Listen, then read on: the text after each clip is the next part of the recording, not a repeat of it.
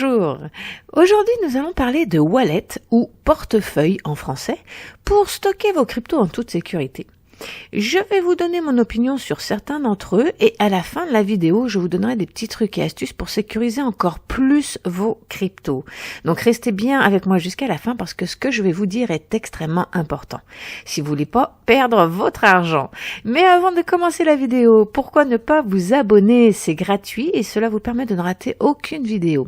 Ainsi, vous m'encouragez et m'aidez avec l'algorithme de YouTube. C'est donc du donnant-donnant. Vous m'aidez, je vous aide et on fait une superbe équipe. Merci à vous et sans plus attendre, eh bien, commençons la vidéo. Juste un petit rappel, je ne suis pas une conseillère financière, je suis juste une fille passionnée depuis 2012 par l'environnement des crypto-monnaies.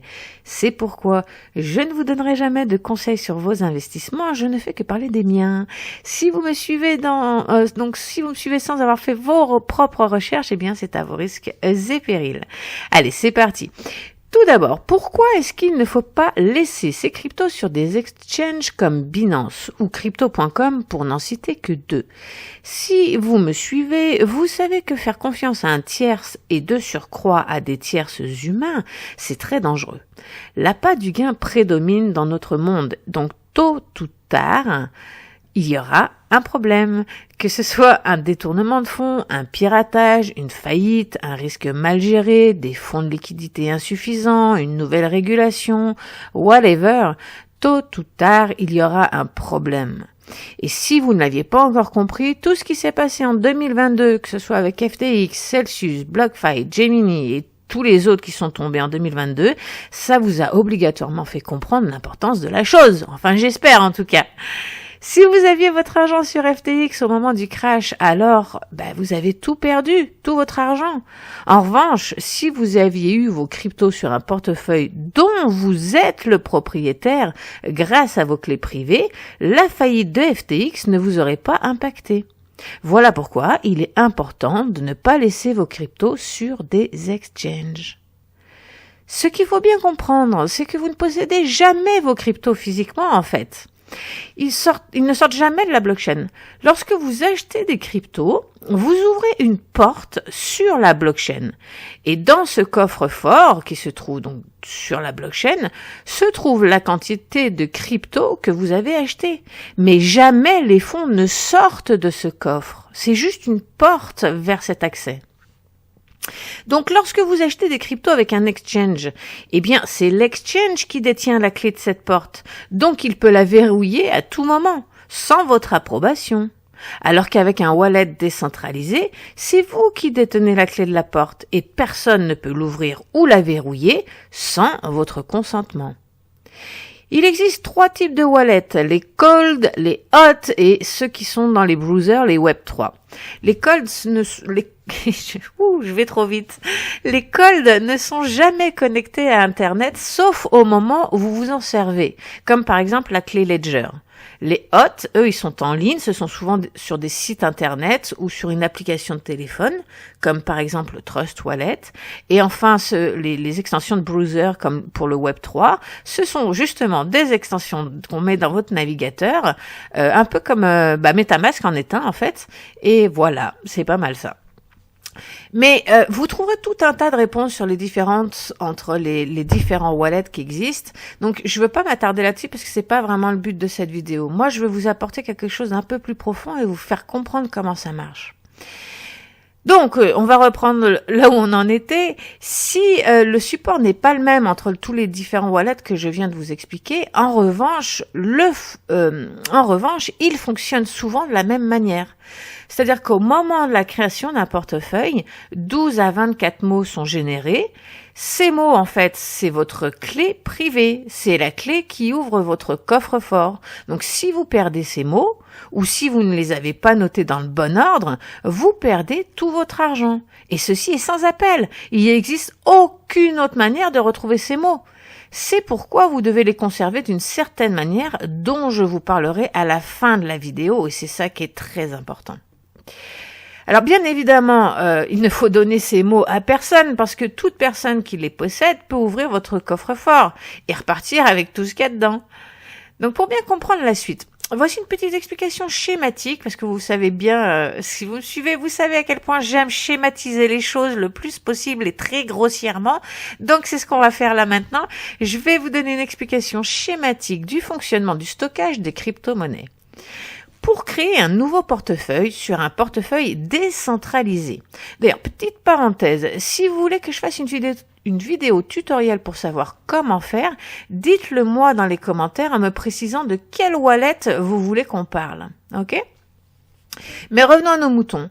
Lorsque vous créez un portefeuille, vous créez en fait une sorte de coffre-fort et au moment de sa création, vous recevez les clés de celui-ci sous forme de 12 à 24 mots. Je le répète, ne les perdez pas, sinon vous n'aurez plus jamais accès à votre coffre-fort. Seulement attention, ce coffre-fort n'existe pas physiquement, c'est juste une porte vers la blockchain. Votre argent n'est en aucun cas stocké sur votre téléphone dans le portefeuille que vous venez de créer. Vous avez juste ouvert une porte vers la blockchain. Donc si vous perdez votre téléphone, c'est pas grave. Vos cryptos ne se trouvent pas sur votre téléphone, elles se trouvent toujours sur la blockchain. Dans votre téléphone, il y avait seulement une porte vers votre coffre-fort. Donc il vous suffit de retourner sur n'importe quel portefeuille qui fonctionne de la même manière et en utilisant vos 12 ou 24 mots, vous pourrez récupérer, ou plutôt vous pourrez recréer une porte d'accès. Vos avoirs n'ont pas bougé, ils sont toujours là parce qu'ils ne sortent jamais de la blockchain. Maintenant, voici ce qu'il faut comprendre. Lorsque vous achetez vos cryptos sur un exchange, les cryptos sont enfermés dans le coffre-fort de l'exchange avec l'argent de tous les autres clients. C'est donc lui qui a les clés du coffre, pas vous. Vous êtes obligé de lui faire confiance. C'est comme si vous mettiez de l'argent dans un coffre-fort à la banque et que vous donniez les clés du coffre à votre comptable. Faut avoir sacrément confiance en lui pour pas qu'il se barre avec le coffre. Eh bien, c'est exactement la même chose en fait. En revanche, lorsque vous achetez une crypto et ensuite que vous la mettez dans votre portefeuille, alors c'est dans votre coffre-fort à vous que se trouve la crypto et personne d'autre n'y a accès. Et peu importe si le wallet que vous avez choisi fait faillite ou non, parce que grâce à vos clés privées, vous gardez toujours l'accès à votre coffre. Il suffira simplement d'utiliser un autre portefeuille, puisque ce n'est pas le wallet qui stocke les cryptos. Il ne fait qu'ouvrir une porte vers la blockchain. Sachez que pour le moment, il vaut mieux acheter vos cryptos sur un exchange comme Binance par exemple, et ensuite transférer vos cryptos vers votre portefeuille que vous avez créé. Pour le moment, les achats depuis les portefeuilles sont très chers et très limités. Donc, je pense qu'il vaut mieux acheter sur un exchange et ensuite sécuriser votre argent en le sortant de l'exchange et en le mettant dans votre portefeuille. Et lorsque vous voudrez vendre vos crypto-monnaies, suffit simplement de faire le chemin inverse. Vous envoyez les cryptos de votre portefeuille vers un exchange pour pouvoir les vendre depuis l'exchange. Comme je vous l'ai dit, on n'en est qu'au début de la technologie, donc tout n'est pas encore au point. C'est cher et vous êtes limité dans le choix de vos cryptos si vous achetez ça directement depuis votre portefeuille décentralisé. Mais surtout, sachez que d'une part, tous ne proposent pas forcément cette option et en plus, on ne peut pas mettre d'argent fiat dessus. L'argent fiat, je vous le rappelle, c'est vos euros ou vos dollars. On ne peut, ou alors sur certains peut-être, mais vraiment ils sont très rares. En fait, on ne peut y placer que des cryptos, contrairement aux exchanges. C'est pourquoi au jour d'aujourd'hui, il vaut mieux passer par un exchange pour acheter et vendre, mais pour le stockage, entre guillemets, le mot stockage entre guillemets, eh bien il faut un portefeuille qui ne soit pas un exchange. Voilà, alors maintenant que vous avez compris le mécanisme et toute son importance, eh bien rentrons dans le vif du sujet. Jusqu'il y a peu de temps, on avait besoin d'un portefeuille pour chaque crypto-monnaie. C'était l'enfer. Si vous aviez 30 monnaies, vous deviez avoir 30 portefeuilles différents. C'était vraiment casse-bonbon, comme on dit. Mais là-dessus, il y a eu une belle progression. Mais avant que vous ne râliez, parce que aucun portefeuille ne possède toutes les monnaies de la planète, rappelez-vous bien ce que je viens de vous dire.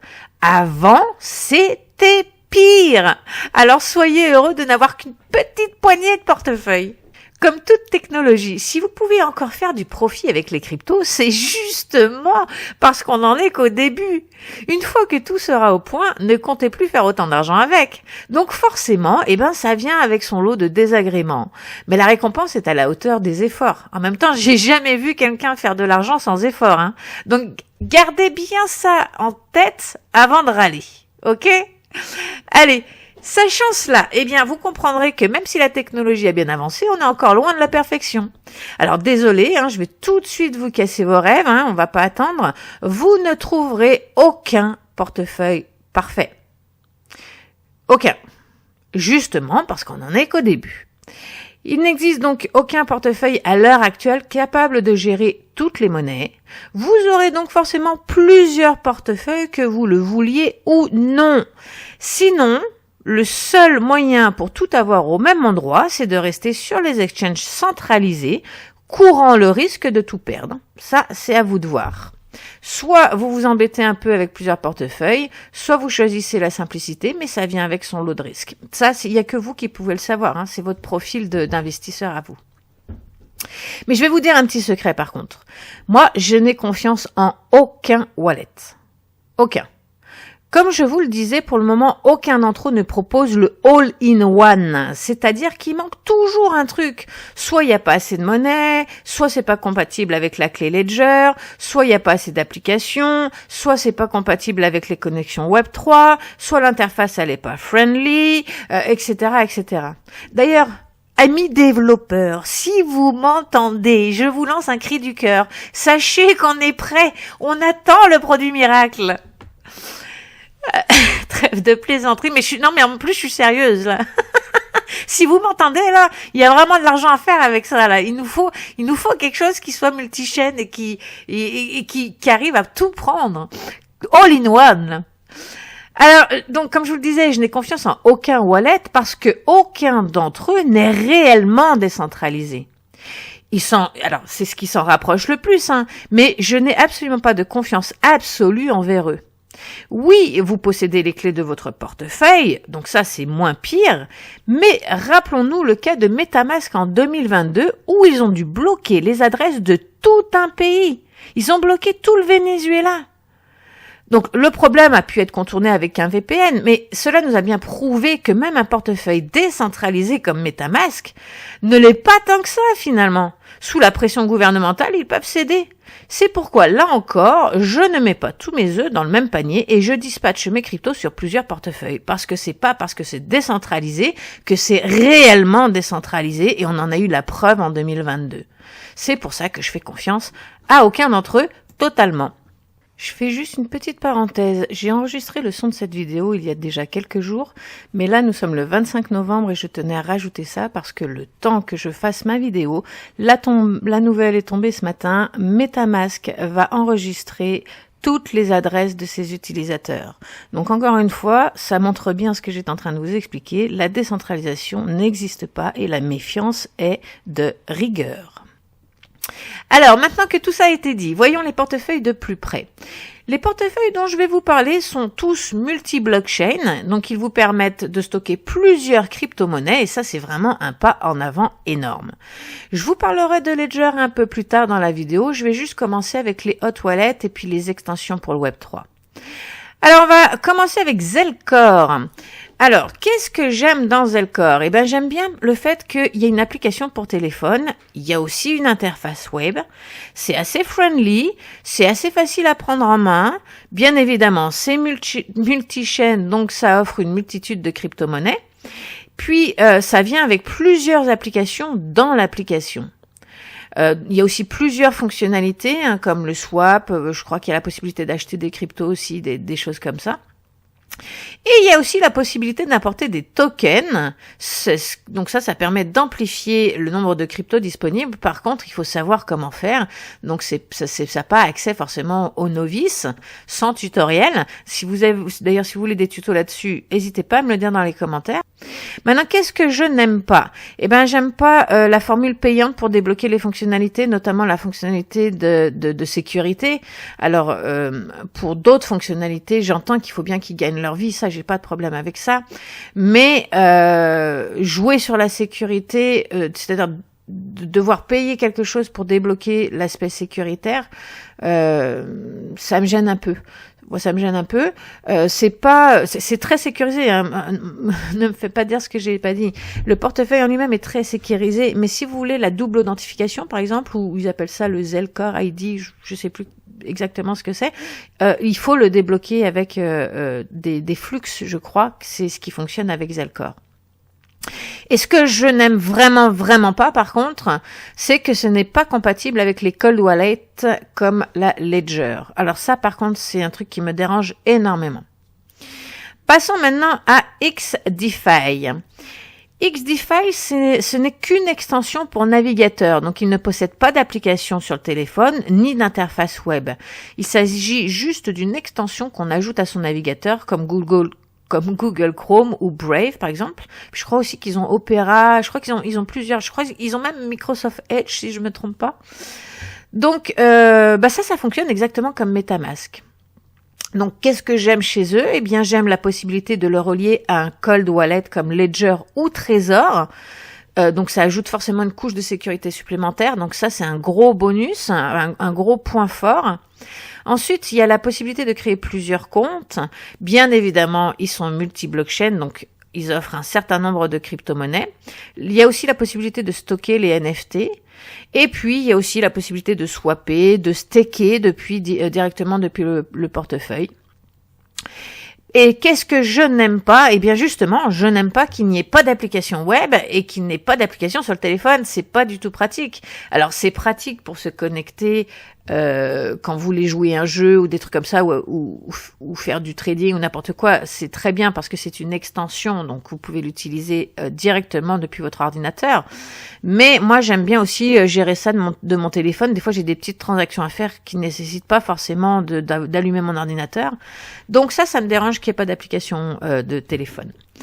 Et puis la deuxième chose, c'est que comme c'est tout nouveau, il est encore très peu compatible avec les applications Web3. Par exemple, imaginons Star Atlas, par exemple, qui est un jeu où on se connecte justement avec un browser, un navigateur, enfin, je veux dire une extension de browser. Eh bien, MetaMask est présent partout. La clé Ledger est présent presque partout. Mais XDeFi est très peu de comment on appelle ça, d'interfaces qui sont compatibles avec lui pour le moment puisque c'est tout nouveau. Donc, voilà, c'est un peu gênant. Ensuite, on va parler de Trust Wallet. Alors, Trust Wallet, ça, c'est un portefeuille multi-blockchain. C'est celui que j'utilise le plus. J'ai envie de mettre ça au passé, mais pour le moment, je peux pas. Je vais vous expliquer. Le nombre de crypto-monnaies est très impressionnant sur ce portefeuille, mais il est très difficile à comprendre, moi je trouve. Il est pas du tout friendly, il est très difficile de savoir sur quelle blockchain on se trouve. Alors, quand on a l'expérience, on va directement aller chercher les blockchains qu'on veut, mais quand on connaît pas tous ces trucs, pour un novice, je trouve que c'est assez compliqué de s'y retrouver. Parce que pour envoyer de l'argent depuis ce nouveau cycle-là, il y a tellement eu de nouvelles blockchains que on a besoin de savoir sur quelle blockchain on veut envoyer l'argent. Et l'interface de Trust Wallet, à mon sens, va en perdre plus d'un parce que c'est pas super simple pour les novices. Voilà. Ils peuvent se tromper vraiment facilement. Donc et donc perdre leur argent. Donc ça me gêne un peu. Et puis la deuxième chose que je n'aime pas chez eux, c'est le monopole que Binance est en train de construire. Et ça me dérange sacrément. Vous devez savoir que Trust Wallet a été racheté par Binance. Donc même si Trust Wallet est décentralisé, je me méfie du pouvoir de Binance. Petit toutou des hautes autorités qui joue pas vraiment franc jeu et qui se fait passer pour quelqu'un qui l'est pas. Enfin quelqu'un, là je faisais allusion à son big boss. Donc c'est pas parce que c'est plus ou moins décentralisé que Binance ne peut pas intervenir. Rappelons-nous MetaMask qui était c'est l'un des plus vieux portefeuilles décentralisés qui existent et pourtant, comme je vous l'ai dit au début de la vidéo, ils ont quand même bloqué les adresses de tout un pays sur les ordres des autres hautes autorités. Donc c'est sûr que Binance fera la même chose s'ils se retrouvent dans la même situation. Ils ont rien à perdre. Enfin, en fait, si ils ont bien trop à perdre à ne pas respecter ce qu'on leur impose. Mais je vais vous faire une vidéo sur le monopole de Binance parce que sur Binance et les risques que cela encourt parce que honnêtement, j'aime pas du tout ce qui est en train de se tramer là. Donc je voudrais vous mettre au parfum. Donc d'ailleurs, pensez bien à vous abonner pour pas rater cette vidéo parce que ça va sûrement vous étonner et vous faire prendre conscience de ce qui est en train de se dessiner bien malgré nous et ça sent pas bon. Voilà. Alors, passons maintenant à MetaMask. Qu'est-ce que j'aime chez MetaMask? Eh bien, forcément, c'est un des plus vieux portefeuilles. Peut-être que je m'avance un peu, mais je pense que c'est même le plus vieux portefeuille décentralisé. Enfin, décentralisé entre guillemets, hein. Donc, forcément, il est compatible avec toutes les applications Web3. Il est facile d'accès. C'est une interface très simple. C'est une extension pour navigateur. Mais il y a aussi une application pour le téléphone. C'est multi-blockchain. Il y a la possibilité aussi d'ajouter plein de blockchains. Alors ça aussi, c'est un petit peu plus complexe. Il faut savoir ce qu'on fait. Mais on peut rajouter autant de blockchains qu'on veut. Donc ça, c'est vraiment génial. Et puis c'est évolutif, donc vraiment, moi MetaMask j'adore, à part le petit incident qu'il y a eu de décentralisation, hein, sinon dans la fonctionnalité j'aime beaucoup MetaMask. Mais ce que j'aime pas, c'est ça, c'est le fait qu'ils ont sous la pression, ils ont bloqué les adresses et donc c'est inadmissible parce qu'on peut pas se dire décentralisé et agir comme un centralisé. Voilà. Pour moi, ça, c'est impardonnable. Donc, même si j'utilise beaucoup MetaMask, suite à cet événement-là, je laisse pas mon argent chez eux. En fait, je l'utilise plutôt comme une passerelle de passage pour les applications Web3 ou les DEX, quand les DEX, c'est des exchanges décentralisés. Donc, c'est ça, je m'en sers plus comme une passerelle parce que soit c'est décentralisé, soit ça ne l'est pas. Mais en bloquant les adresses, ils ont choisi leur camp, puis c'est pas dans ce camp que moi je veux être. Allez, passons à Exodus maintenant. Exodus fait partie de mes préférés. Il est simple, il est friendly, il est convivial, il est rempli de fonctionnalités. Mais malheureusement, comme je vous l'ai dit, il n'y a aucun portefeuille de parfait. Il n'est pas compatible avec Ledger. Alors, qu'est-ce que j'aime bien? Je viens de vous dire, l'interface friendly et conviviale, le fait qu'il y ait une application web et une application sur le téléphone, il y ait l'achat de crypto directement depuis le portefeuille, on peut faire du staking, du swap et d'autres fonctionnalités, on peut aussi stocker les NFT, mais ce que je n'aime pas, c'est que il est compatible avec Trezor, mais il n'est pas compatible avec Ledger. Justement, parlons maintenant de la clé Ledger. Ça, c'est un portefeuille physique. Vous pouvez le tenir en main, mais encore une fois, votre argent ne se trouve pas dessus, c'est juste une porte. Cependant, la Ledger rajoute une couche de sécurité supplémentaire parce que lorsque vous voulez faire une transaction, vous devez appuyer physiquement sur le bouton de votre clé Ledger. Donc, à moins qu'on vous l'ait volé, personne ne peut pirater votre argent sans appuyer sur le bouton physiquement. Alors, ce que j'aime, c'est parce que c'est ultra sécurisé, c'est compatible avec la majorité des portefeuilles et des extensions Web3, c'est évolutif, ils ont pas mal de crypto. Et par contre, ce que je n'aime pas, c'est que en dehors des monnaies de base comme Ethereum, Bitcoin, etc., les monnaies assez classiques et bien connues, ça reste assez compliqué d'utiliser les autres cryptos parce que il suffit pas d'ajouter une application. Alors pour certaines oui, et ça va, j'ai pas de problème avec ça, mais pour les autres, ça va, c'est un peu plus compliqué. C'est pas aussi simple, c'est pas juste on télécharge une application, il faut le relier, il y a des manipulations à faire derrière, et du coup pour les novices ça devient vraiment compliqué. Alors encore une fois, on en est au début, il faut être patient et prendre sa armée de patience, mais du coup encore une fois ce n'est pas parfait. Voilà. Et puis la deuxième chose qui me dérange, c'est qu'ils ont récemment passé un accord avec Visa et Banks pour justement avoir une carte de crédit reliée à vos cryptos. Et ça, ça me dérange parce que du coup, je me demande à quel point ça va impacter la décentralisation. Parce que dès qu'on parle de Visa, Mastercard et autres, oui, c'est pratique, c'est génial, mais on reste dans le centralisé, on reste gouverné par les hautes autorités et on reste dans les merdes qu'on connaît déjà. Voilà, donc ça me dérange. Je sais pas à quel point ça peut avoir un impact sur la clé Ledger. Voilà. Quant au portefeuille Trezor, alors je l'ai jamais utilisé. Je pense que c'est un bon produit de ce que j'en ai entendu en tout cas, mais je pourrais pas être objectif parce que je l'ai jamais testé. Donc je vais passer mon tour pour donner mes plus et mes contre. Avant de passer à ce qu'il y a de plus important dans cette vidéo, et j'espère que vous êtes toujours là parce que je vous ai gardé le plus important pour la fin, je vais vous dire ce que moi je fais. Donc moi je mets sur Ledger toutes les monnaies dont l'application est présente sur Ledger, donc sans avoir à trifouiller de code. Ensuite, je dispatche le reste sur plusieurs portefeuilles. Tout ce que je peux pas mettre sur Exodus ou Zelcore par exemple, je vais le mettre sur Trust Wallet. Et enfin, en dernier recours, si aucun portefeuille ne prend en charge une de mes monnaies, alors je vais sur le site de la crypto en question et j'utilise le portefeuille officiel de cette monnaie. Encore une fois, si vous voulez des tutoriels sur le fonctionnement d'un wallet en particulier, laissez-moi vos demandes dans les commentaires. Comme vous pouvez le voir, le wallet parfait n'existe pas. C'est pénible, je sais, je suis la première à le crier haut et fort, mais c'est un fait, ça n'existe pas. Il va falloir faire des compromis et continuer de jongler avec plusieurs portefeuilles. Si vous voulez vraiment sécuriser votre argent, c'est sûr que si vous voulez pas, laissez tout sur un exchange et vous prenez pas la tête. Mais si vous voulez pas faire de compromis, le portefeuille le plus complet, celui qui possède le plus de monnaie, c'est Trust Wallet. Voilà. En revanche, je vous déconseille tout ce qui est relié à Coinbase. Étant donné que Coinbase est en bourse depuis un an et demi, je crois, il est très clair qu'ils sont absolument pas dans la décentralisation. Ce sont les pires, parce que vous savez très bien qu'une fois qu'on entre en bourse, c'est plus le CEO qui dirige la société, ce sont les actionnaires.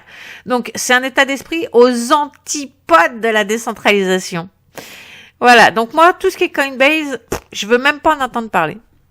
Passons maintenant aux deux choses les plus importantes de toutes. Premièrement, comment conserver vos clés privées et autres informations importantes? Moi, je note tout dans un fichier texte sur une clé USB. Mais attention, faut pas faire ça n'importe comment. Tout d'abord, j'ai une clé USB qui peut se connecter autant sur l'ordinateur que sur le téléphone. Parce que j'ai pas toujours mon ordinateur avec moi. Ensuite, à chaque fois que j'utilise cette clé USB, et ce sans aucune exception, je débranche Internet. Les documents que j'ai sur la clé ne sont jamais et en aucun cas en contact avec Internet. Ainsi, personne ne peut pirater ce fichier. Dans cette clé USB, j'ai deux dossiers. Un qui contient mon fichier texte, où tous mes mots de passe, identifiants, clés privées, etc. sont notés. Et un autre dossier avec tous les QR codes que j'ai téléchargés et renommés avec le nom du portefeuille. Parfois, vous pouvez télécharger un QR code qui détient vos 12 à 24 mots. C'est beaucoup plus simple. Donc oui, je préfère les télécharger. C'est bien plus facile. Il y a moins de sources d'erreur lorsqu'on scanne un QR code que d'écrire 10 000 caractères au hasard. Cependant, je m'assure d'avoir aussi la clé privée sous forme de texte dans mon fichier texte. Souvent d'ailleurs, lorsque vous utilisez Google Authentificator, on vous donne le QR code et en dessous, on vous donne la clé privée. Alors là, c'est pas 12 ou 24 mots, c'est une suite de caractères. C'est ça votre clé privée dans Google Authentificator. Et moi, je fais un copier-coller de ces caractères parce que sinon, c'est une source d'erreur. Si je les recopie, je peux me tromper dans les majuscules, minuscules, je peux me tromper de lettres ou n'importe quoi. Donc, je préfère faire un copier-coller. Que je mets dans mon fichier texte et ensuite je télécharge. Alors souvent pour télécharger c'est clic droit, vous cliquez droit sur le QR code et vous faites enregistrer sous. Et puis comme ça je le télécharge et j'ai deux backups, un en QR code et un en clé privée. D'ailleurs en parlant de Google Authentificator, restez avec moi encore un petit peu parce qu'à la fin là, dès que j'ai fini de vous parler de ma clé USB, je vais vous révéler la chose la plus importante concernant vos cryptos. Je possède donc deux clés USB. Comme ça, j'ai deux copies au cas où l'une d'entre elles ne marcherait pas. Bien évidemment, je ne les range pas au même endroit, ça va de soi.